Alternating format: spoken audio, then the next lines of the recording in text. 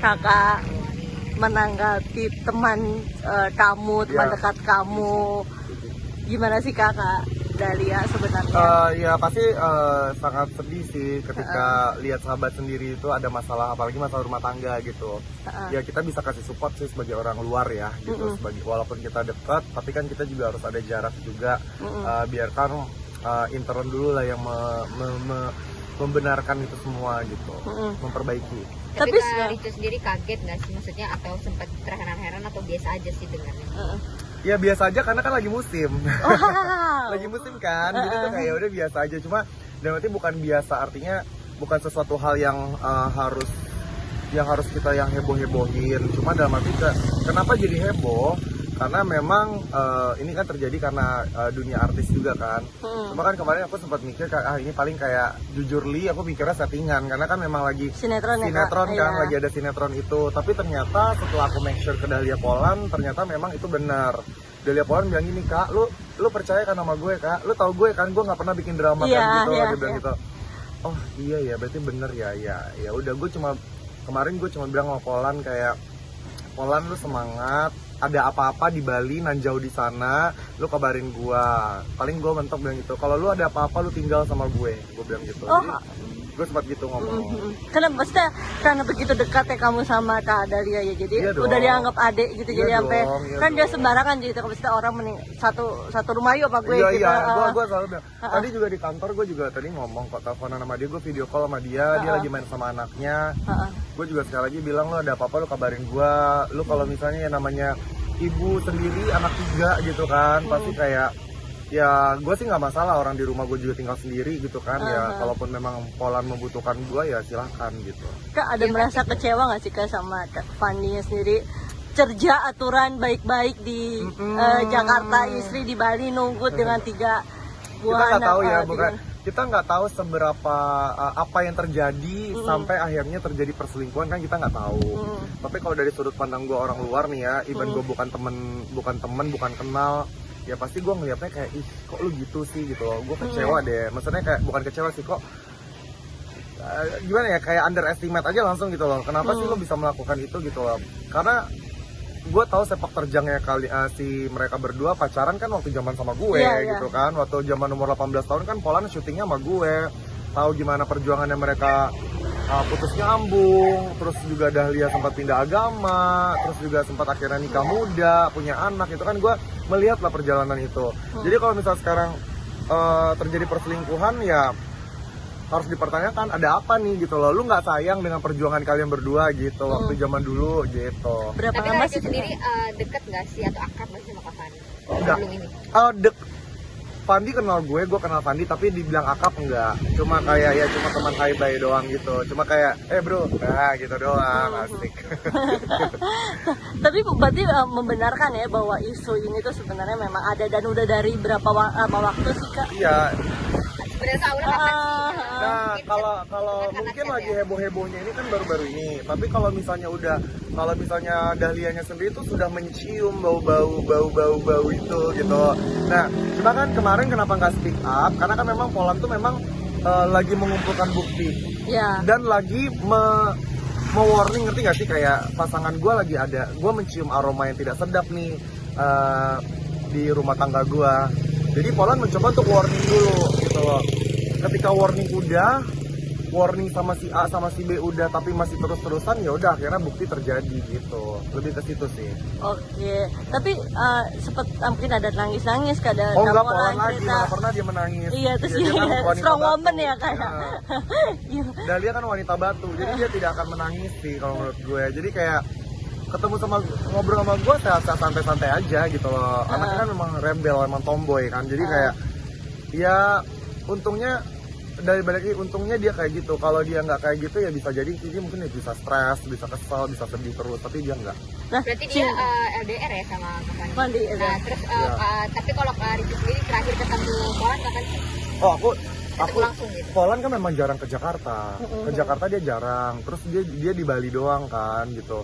Nah, tapi untuk telepon komunikasi gue sering banget sama Poland, pokoknya sama Aliando, Prilly. Poland tuh termasuk banyak teleponan sama dia.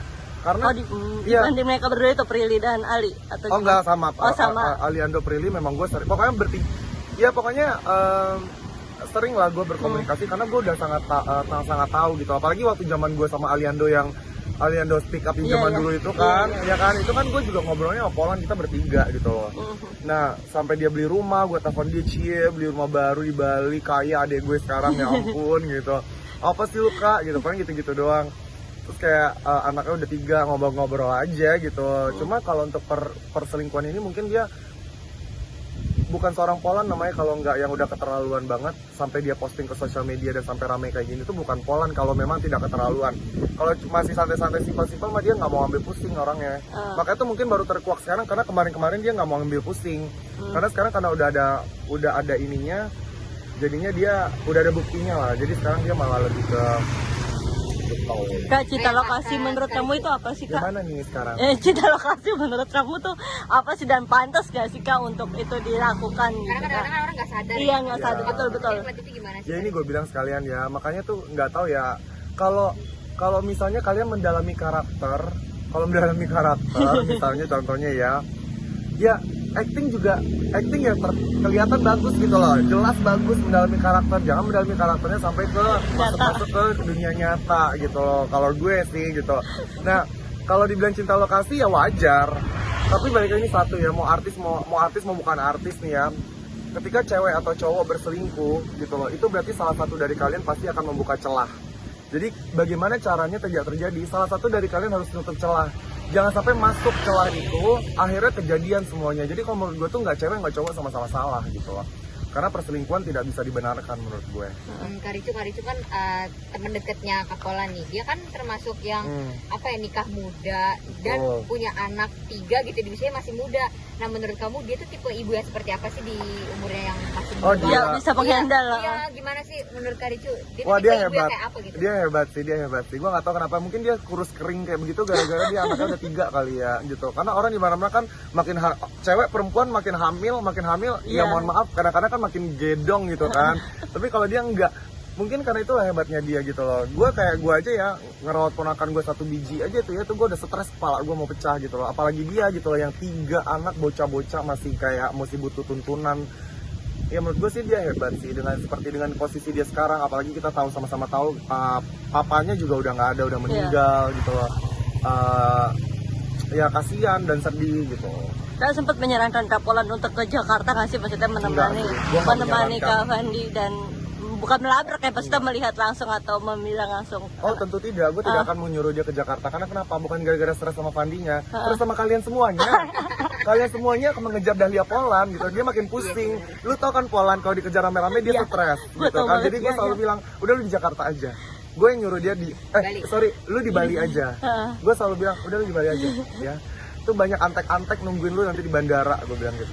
Dia, jadi selama dia di Bali, dia pernah cerita nggak sih mungkin sama Karicu dia punya temen akrab siapa, teman ceritanya di sana sama artis atau saudara atau apa gitu? Oh dia ada, ya pasti ada teman, tapi enggak sih, gue yakin dia mah nggak pernah curhat-curhatan kayak gitu. Paling mentok ya paling dia Polan mah telepon gue, dia video call sama gue. Tadi juga baru sebelum gue di kantor gue juga tadi telepon sama dia, gue nanya, maksud gue make sure gitu loh. Ini beneran real, ini beneran boleh nih ya gue omongin soal masalah yang kita bahas curhatan kemarin, ya boleh Kak, dia bilang itu, gue ceritain gitu. Tapi ada niat kamu untuk collab kayak Kak Ali kemarin ngomong first time di channel kamu? Ya mungkin bisa jadi nanti suatu saat, bisa jadi. Kasih tau kita nggak? Terus kalau misalkan nggak ya kan, pada nyari-nyari kan.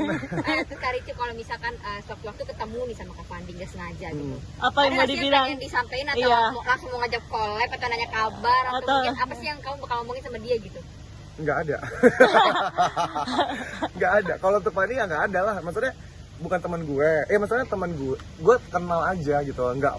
Nggak follow Instagram, nggak punya nomor teleponnya gitu. Jadi nggak ada sesuatu yang bisa gue omongin juga. Gue kan bukan siapa-siapa di sini. Gue bukan saudaranya, bukan keluarganya gitu loh. Cuma kalau misalnya gue ketemu sama Fandi, cuma gue kalau ketemu sama cewek selingkuhannya, siapa tuh yang perempuan itu, Paling gue minta foto kayaknya deh. Mau diapain nggak Kan artis fotonya? pemain sinetron. Oh, minta iya. foto. Bisa foto. Oke. Apalagi. Kak, menurut di dunia entertain tuh menurut kamu memang cinlok itu sebenarnya sudah biasa atau Sudah biasa, Heeh. cinlok itu udah biasa. Banyak teman-teman gue yang udah cinlok di lokasi syuting karena kan Heeh. ketemu setiap hari. Tapi balik lagi harus tahu posisi masing-masing. Iya. Harus tahu balik lagi ke keluarga masing-masing. Maksudnya ya sadar diri. Nah, gitu loh, kalau misalnya udah punya suami, udah punya istri, ya udah harus benar-benar menjagalah satu sama lain gitu. Terakhir dari aku, ini pengaruh, bisa dibilang pengaruh LDR juga nggak sih, karena mereka kan LDR cukup jauh Iya, juga iya. gitu kan, Ya itu salah satunya sih mungkin karena mengisi kekosongan Iya. gitu mungkin oh Kavan. kalau mengisi kekosongan gue nggak paham ya, kekosongan apa gue nggak tahu itu. Cuma ya mungkin bisa jadi pengaruh LDR juga atau mungkin bisa jadi ya khilafan lagi lah. Khilaf aja sih menurut gue. Ya tinggal bagaimana caranya berbenah, menutup luka-luka yang udah terluka. Satu lagi yang gue harapin ya, ini sekalian harapan ya. Ya betul. Menutupi luka-luka yang sudah menganga. Gue bilang sama Polan, selagi masih bisa lu obati luka lu, meskipun ada bekasnya, lu coba untuk perbaiki. Karena lu ingat ada 3 bocah di belakang lu yang harus butuh kasih sayang suami, bapak dan ibu gitu loh. Tapi kalau memang mentok banget bener-bener ya, nggak bisa diselamatkan lagi, ya udah. Berarti memang udah jalannya memang harus di force gitu. Gue selalu ngomong kayak gitu. It's depend on her lah gitu.